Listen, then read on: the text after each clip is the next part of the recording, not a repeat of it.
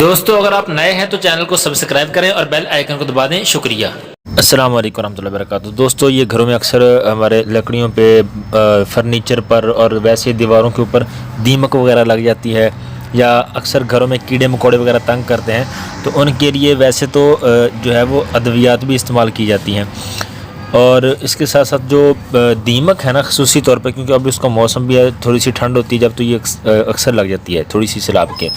تو اب اس میں ایک تو یہ ہے کہ جیسے لہسن پیاز وغیرہ اس طرح کا یہ بدبودار چیزیں جو ہیں چھڑک دی جاتی ہیں، یا پھر خصوصی طور پہ اس کا جو ہے نا وہ مٹی کا تیل جو ہے، یہ اس کے یہ پاورفل ہے، یہ ان کے لیے میزائل ہے. مٹی کا تیل جو ہے نا وہ کسی بوتل میں ڈال کے اس پہ چھڑکاؤ کر دیں جہاں جہاں یہ لگی ہو، یہ بھی بہترین ہے. اور اس کے ساتھ ہی ایک عمل ہے چھوٹا سا، یہ اگر آپ کریں گے تو انشاءاللہ العزیز دیمک لگے گی ہی نہیں.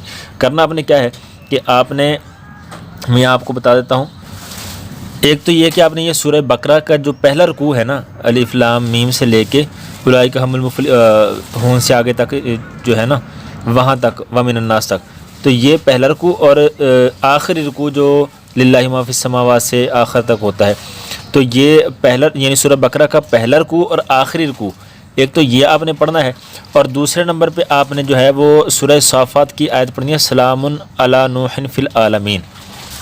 یہ سلام علی نوح فی العالمین سورہ صافات یہ 41 مرتبہ آپ نے پڑھنی ہے. یہ ایک مرتبہ پڑھنا ہے، اور یہ سلام علی نوح فی العالمین یہ 41 مرتبہ پڑھنی ہے. اور اس کو آپ نے نمک پہ دم کرنا ہے. نمک کے اوپر دم کرنے کے بعد آپ اس نمک کو اپنے گھر کے چاروں کونوں میں، یا جہاں پر کیڑوں کی جو سوراخ ہیں وہاں پر، یا جہاں دیمک لگی ہے وہاں پر، یا جہاں کہیں بھی ایسا معاملہ ہے تو وہاں پر اس کو چھڑکاؤ کر دیں.